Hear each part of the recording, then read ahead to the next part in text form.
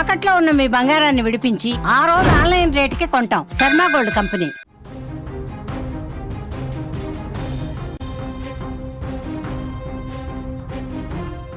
రాష్ట్రంలో మరో 2 రోజుల పాటు వర్ష భయం కొనసాగనుంది. బంగాళాఖాతంలో ఏర్పడినటువంటి ఉపరితల ఆవర్తన ప్రభావంతో ఆంధ్రప్రదేశ్లోని పలు ప్రాంతాలలో తేలికపాటి నుంచి మోస్తారు వర్షాలు పడతాయని విపత్తుల నిర్వహణ శాఖ స్పష్టం చేసింది.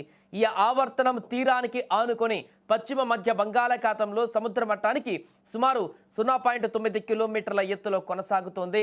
ఇక నేడు రాష్ట్రంలోని కోనసీమ, కృష్ణా, గుంటూరు, బాపట్ల, ప్రకాశం, నెల్లూరు జిల్లాలలో అక్కడక్కడ పిడుగులతో కూడినటువంటి వర్షాలు కురిసే అవకాశం ఉంది.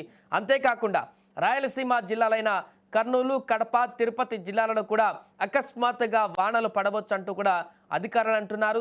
దీంతో ఈ ప్రాంతాల ప్రజలు, రైతులు అప్రమత్తంగా ఉండాలని కూడా అధికారులు సూచించారు. ఇక రేపు గురువారం కూడా ఇవే వర్షాలు కొనసాగేటువంటి అవకాశం ఉంది. ఇక ఎల్లుండి శుక్రవారం రోజున కొన్ని జిల్లాలకు వర్ష సూచన కూడా ఉంది. ముఖ్యంగా నెల్లూరు జిల్లాతో పాటుగా రాయలసీమలోని పలు జిల్లాలలో కొన్ని చోట్ల తేలికపాటి నుంచి మోస్తారు వర్షాలు పడేటువంటి అవకాశం ఉందని విపత్తుల నిర్వహణ శాఖ తెలిపింది. దీని ప్రకారం ఈ కారణంగా ఆయా ప్రాంతాలలో వాతావరణం చల్లబడేటువంటి అవకాశం కూడా ఉంది. సో ఈ వాతావరణ మార్పుల నేపథ్యంలో అధికారులు ప్రజలకు సూచనలు చేశారు.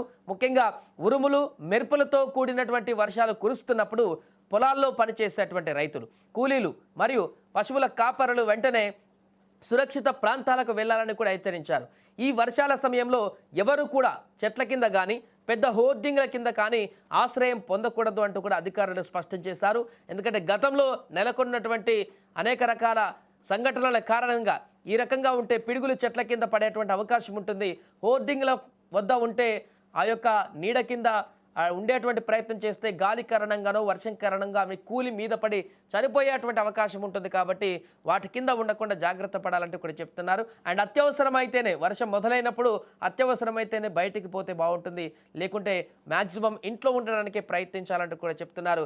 ఇప్పటికే మోంతా తుఫాను కారణంగా పూర్తిగా రాష్ట్రంలోని పలు జిల్లాలు పూర్తి భయాందోళనకు గురైనటువంటి పరిస్థితులు మనం అప్పుడు చూసాం. బట్ మోంతా తుఫాన్ నుంచి ఎట్టకేలకు బయటపడగలిగాం.